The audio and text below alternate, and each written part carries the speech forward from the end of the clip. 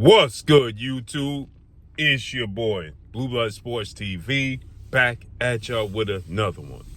So His Excellency Turki Al-Sheikh announces that the next big fight in October should all go well in April and in May will be newly crowned unified welterweight world champion, superstar boxer, Jaron "Bouts" Ennis, should he beat Ennis April 12th, and he will face off against two-division world champion, former unified lightweight world champion, superstar boxer, Teofimo Lopez. He is steadfast on forcing this fight to come to fruition. He says that he has promised Teofimo Lopez a major fight, and he plans to stick to it.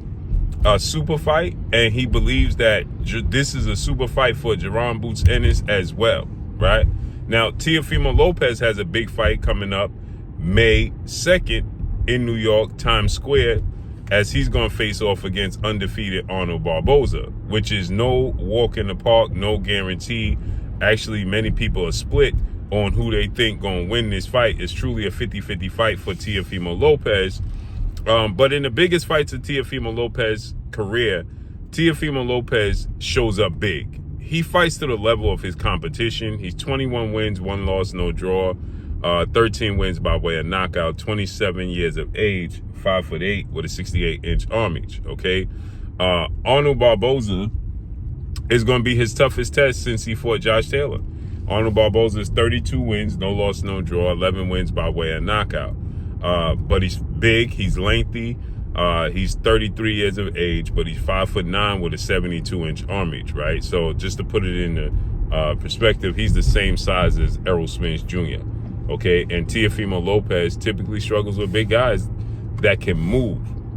Arnold Barboza can box. He showed in his last fight against Jack Catterall, he could move around, he could box. He won a split decision against a crafty Jack Catterall, but Teofimo Lopez is a different animal, right? And I think that Teofimo Lopez is going to be super motivated for this fight. He's super motivated for what's to come, and he wants to get to this big fight with Jaron "Bouts" Ennis in October, which would be on the undercard of Devin Haney versus Ryan Garcia 2, right? Which would be enormous, okay? We know that Turki Al-Sheikh really doesn't do the whole A-side main event thing. You know, the whole card is stacked. Like this card that's coming up May 2nd with Teofimo, Arnold Barboza is the opening fight. Then the second fight is Devin Haney versus Jose Ramirez. Then the third fight is Ryan versus Rolly, right? So, again, he's not big on, you know, and which I'm glad, is he's not big on the whole A side, the main event. You understand what I'm saying? So Jaron Ennis, who is 33 wins, no loss, no draw, 29 big wins by way of knockout, 27 years of age, 5'10" with a 74-inch arm reach.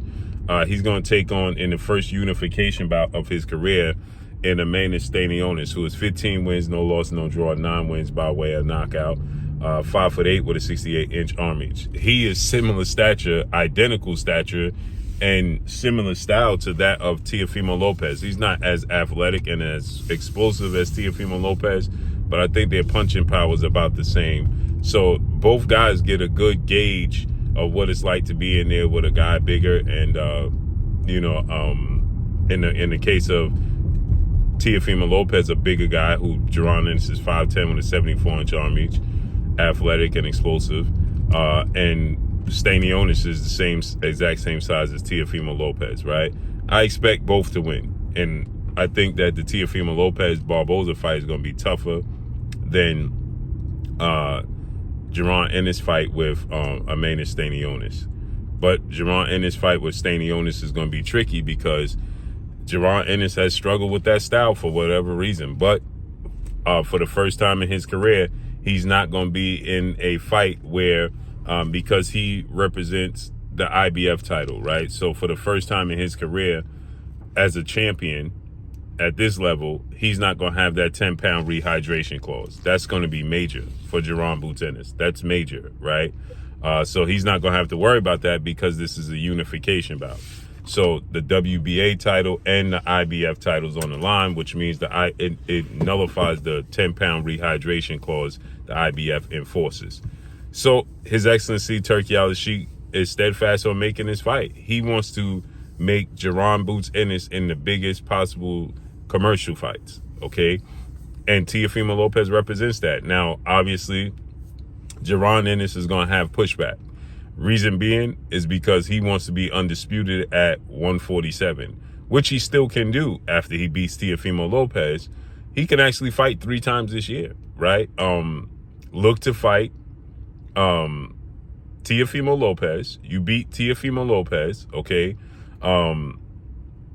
in October. Then before the year is out, possibly, or early, 2026. Well, he's not going to fight 3rd time.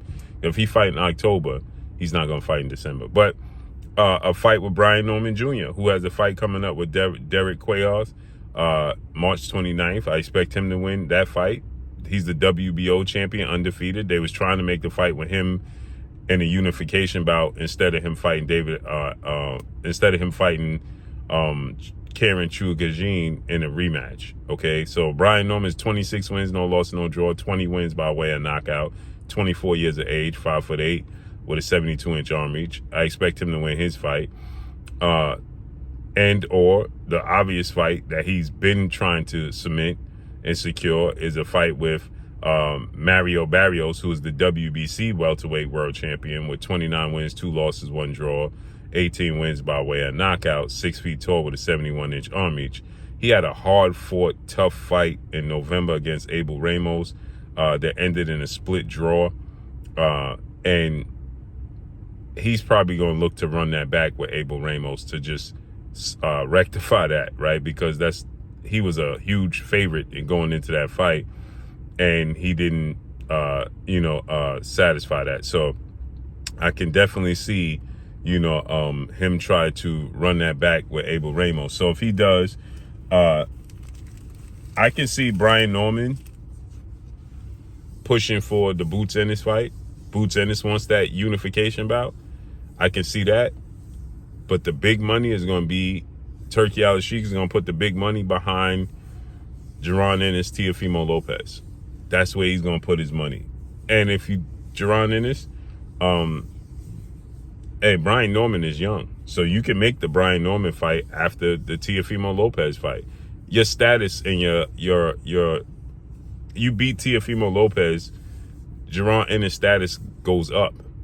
It only benefits him because of the status of Teofimo Lopez. So, now you go in the unification bout with Brian Norman. You don't got the 10-pound rehydration. And then you look to beat him. And if you could beat him, then you look to get the Mario Barrios fight and become undisputed and lead a division, right? But you can satisfy this big money fight against Teofimo Lopez. This is what Turki wants, and he's typically going to get what he wants, right? Outside of the Virgil Ortiz, Jaron Ennis fight, that fell through. So let's see how this unfolds and plays out, man. But he's pushing for this fight, and that's his plan. You know what I mean? So let's see how it unfolds. It's going to be interesting to see what Jaron bouts Ennis, what direction he goes in, because Brian Norman Jr. and Brian Norman Sr., after they beat Cuevas, which I expect them to do in 2 weeks, March 29th, he wins that fight, he's going to be aggressively calling out Jaron bouts Ennis. As a matter of fact, I can almost guarantee that they'll probably be at Jaron in his fight with Amanda Stanionis because they want to unify the belts anyway. So let's see how this unfolds and plays out, man. But that's all I got for y'all. Follow me on Instagram at Blue Blood Sports TV, all in one word. I'm gone. Peace.